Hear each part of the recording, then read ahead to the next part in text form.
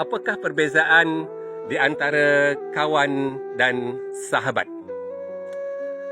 Dari segi hubungan, kawan ni biasa-biasa je.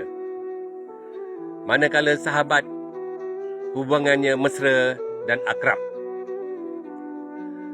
Yang kedua, kawan ini menzahirkan simpati bila kita menghadapi masalah.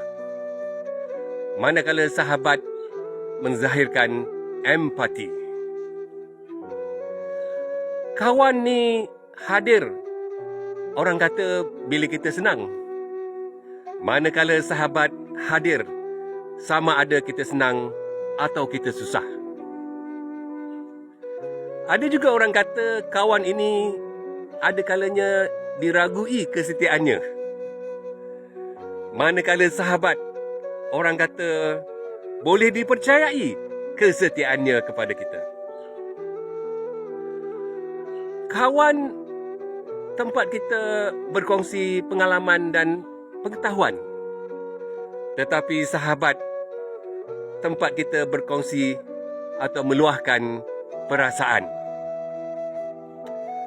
Kawan ini orang yang sanggup menolong kita. Tetapi sahabat adalah orang yang sanggup menolong dan berkorban untuk kita. Jadi sahabat, carilah sahabat-sahabat yang baik.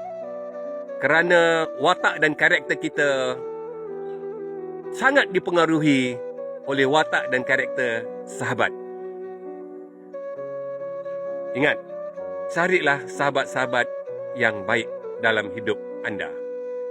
Sehingga kita berjumpa lagi dalam kesempatan akan datang. Terima kasih.